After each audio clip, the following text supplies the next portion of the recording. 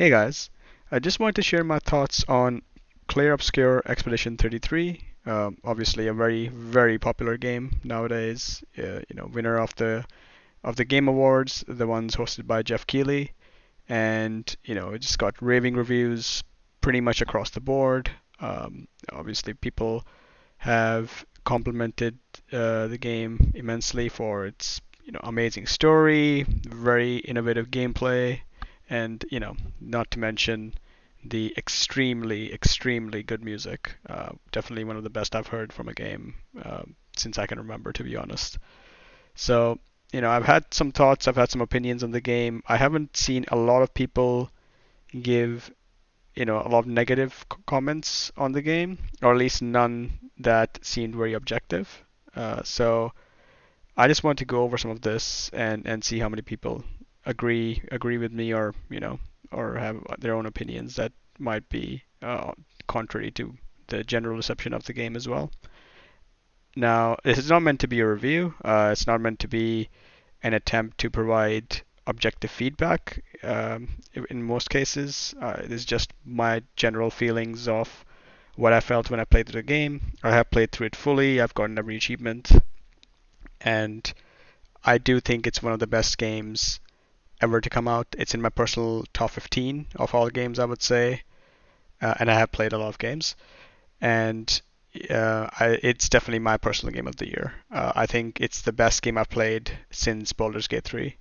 So I just want to make sure it's pretty clear that overall, the game is, I consider the game a masterpiece. It's an amazing game, and despite this video containing mostly some criticisms, it's not because I didn't like the game. I love the game. The only reason I'm sharing criticisms is because obviously you can go to other reviews if you want to, get positive comments. I think most other people will have knocked those out of the park. It's very well known what the game is good at, and that it's an amazing game. Now in the background, I just have some footage of me going through the new area versus drafts. It was a shadow dropped DLC one, that was launched on the day of the Game Awards, I believe. It was announced right after the Clair Obscur team came on stage and they won the award. So I just have that playing in the background. Nothing that I say is going to specifically be about the gameplay itself. So if you just want this running in the background, you can do that. You don't need to watch the video to really understand what I'm talking about here. So yeah, let's get into it. So just again, I'll preface this once again and say the game's amazing. It's my personal game of the year. I think it deserved almost all the awards it won on during the Game Awards. I'm definitely not one of the detractors that you'll be hearing about nowadays who don't believe uh, Expedition 33 should have won Game of the Year or should have won a lot of the awards that it did.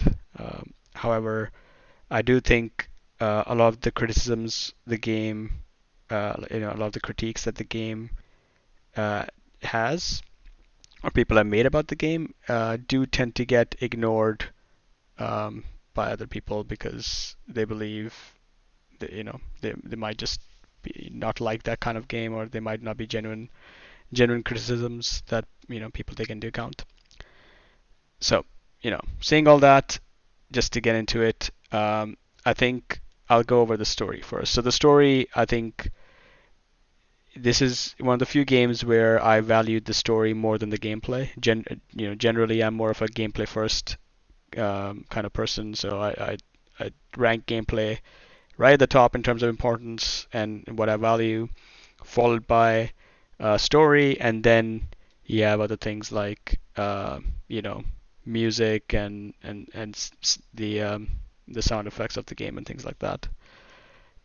In this game, the story was so good. I could easily ignore some of the flaws that the game had within the story and a few within the gameplay as well. Now the story. Now I will be spoiling the game pretty much completely. So if you haven't finished the game, definitely if you haven't finished, Act 2, I would recommend not watching the rest of the video. so you don't get spoiled. And it is the kind of game you do want to play not knowing the story. So I would recommend just turning off the video if you haven't done that. So just going ahead. The story itself, obviously, you're playing as a team of expeditioners going from Lumiere, and you're on this survival mission. You believe you need to kill the paintress to stop this event called the Gommage, obviously, to stop people from dying every year. Um, and that's your mission, and you set out, and as you all know, you have a bunch of problems. And as you go further in the story, you find out that not everything is quite where it seems, and there's a lot of twists and turns before you get to the end. Although by the end of Act Two, you pretty much know what's going on. And as a whole, I would say the story again was amazing. I would say the first act and the first half of the second act for me was a 10 out of 10 in pretty much all aspects. The story was amazing, um, and it was still there was still a lot of mystery. The gameplay was very good. Still, you had decent challenge. You were getting new items to keep changing up and adjusting your build. And I was playing on expert, so it was definitely challenging, even up until that point. I would, after maybe the second half of Act Two, I think the story was still going pretty strong. The gameplay starts suffering for me a bit, where we start getting a bit more on, the build is kind of set. You're not really adjusting it as much, but that's fine. I mean, that's normal. But after Act Two is where I would bring my ranking down to maybe an 8.5 out of 10 for Act Three. So at this point, the balancing is way off. The It is very difficult to have any sort of challenge, and in general, it takes effort to try to get any sort of challenge at the game, in my opinion. So just talking about story first. I love the start. I love the whole aspect of you being on a team on basically a suicide mission in a way to go and save the people of Lumiere and save yourself as well from the event that'll kill you all eventually. However, there's a couple of things that I hate in any sort of storytelling media, be it games, movies, anything like that. One of them is I don't like when you have a story, maybe focused on a group of people or a team that turns into like a chosen one story. It's fine if it's a chosen one story from the beginning. Even the reverse, I don't mind as much, where you have a chosen one, but as it turns out, it wasn't quite like that. Something like maybe Game of Thrones, where you thought, there was one kind of main person, and then it doesn't quite go like that when the main person gets killed. Think of I don't know, if you had Attack on Titan, and Eren gets, when he was killed by that Titan initially, he actually just died, and maybe someone else became the main character, like something like that. I don't mind that as much, but in this case, I didn't like the turn the story took. All of a sudden, um, you had this team of people, and now Mael was basically the chosen one. Like that's and the whole story kind of revolves around her from that time. You know, so I wasn't a big fan of that. And that's one thing I don't quite like in storytelling. The second one is the one, I don't know if there's a name for it. I call it it was all a dream kind of situation. So, a lot of events happen, a lot of things happen. Someone wakes up and it's like, oh, it was all a dream, or some sort of hallucination. Now, Expedition 33 isn't quite like that. It doesn't go as far, but it is kind of in the ballpark. So you find out all of Lumiere, the entire world itself. is a painting, you know, and you have, within your team you have Mael, who's a paintress, and the whole world is fake, effectively. Now, I say fake in the loosest terms because it's been made pretty clear that there is some reality there. Like the beings are sentient. They have a whole, they have a whole life of their own. They have their own ambitions, their own feelings, even biology, because apparently they can have children. So, it's not quite as fake as something like a dream, but the the way the game steers you in the later parts of the game, it makes it difficult to really care about, or at least the game doesn't seem like it wants you to care about, the people of Lumiere anymore. Um, and it kind of takes me to my third point as well, which is the game basically ignores Lumiere after a certain point. It's you're going for, you're going to on the suicide mission for Lumiere and the people of Lumiere, not just for yourself. But they're completely ignored by the time you get to Act Three. They don't matter anymore. None of the endings really take them into account, to be honest. Like neither of the endings do. And I think it that part didn't make as much sense to me, personally speaking. So yeah, I guess these 3 points in general I didn't quite like. Now, if to me, from speaking to other people, my own friends, just looking at online, a lot of people said and I think generally the game also steers you in this direction. The Warsaw ending seems to be what the majority of people see as the quote unquote good ending, and the Mayal ending seems to be the bad ending. And I think the game somewhat agrees, right? The Verso ending seems, yes, it's sad. Both endings are sad in their own ways, to be honest. But the Verso ending is sad in the way that basically destroy the entire world, and the idea is you have to go back to reality and accept reality that Verso's dead, and you have this whole emotional scene at Verso's grave at the end, and then Miles sees this vision, or just, I guess, a memory. I guess the game's way of giving closure, probably, of showing all of their the companions from the canvas saying goodbye. Whereas on the Maya ending side, Lumiere seems to be somewhat restored. All of your companions are there, even the ones who had died, so good stuff is there. Um, and it shows a concert, and then it just goes into like monochrome. Verso enters the stage, and Mael is looking at Verso, as is everyone else, for his performance, and then it just goes into like a horror. It's like a horror movie. It goes monochrome, slow motion, and Miles' face is all it has. Uh, it's like there's some effect on top. I think painters and paintresses get that when they're using their powers. So the game implies she's doing something. A lot of people believe she was like controlling Verso in some way, or maybe threatening him. The game doesn't make it clear, but just the just the way it shows everything, the game pretty much is screaming, "This is the bad ending." Even though both endings are good and bad in their own ways, in a way. So, you know, these are some of the issues I had with the story. I don't personally like the shift from team focus to chosen one. And it's also chosen one in gameplay, but I'll get to that in a second.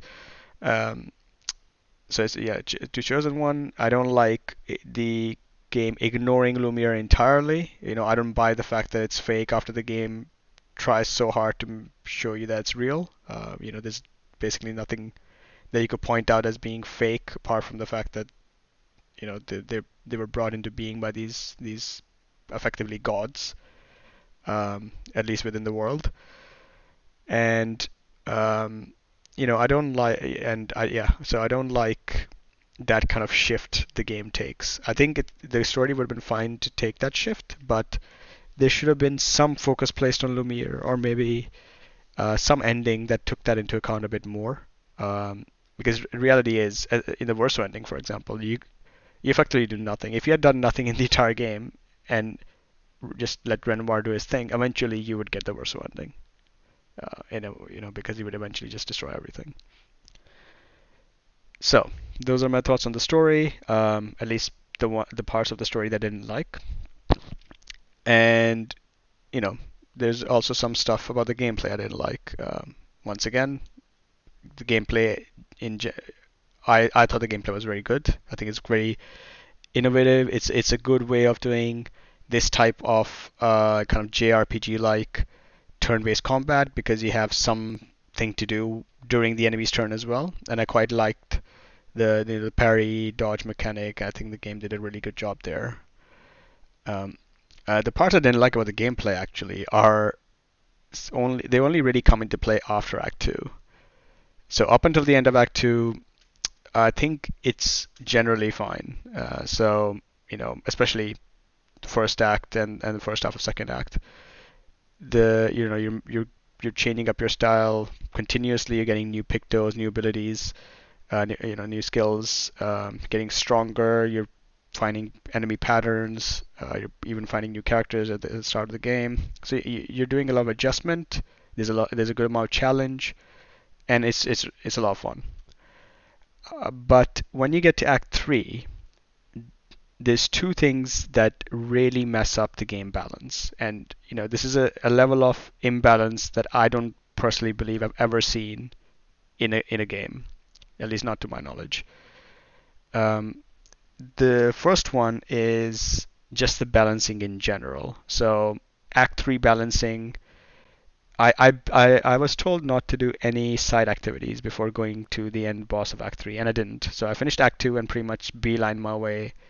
I think I might have done like one or two things in between, just things I found on the way. But other than that, I beelined my way to the end of Act 3. Normally, when I play games like these, I would do all of the side activities and then go to the final boss. But a friend of mine who had played the game said not to do that. So I said, okay, I'll go to go Act 3, got to the end boss, and almost one-shot him.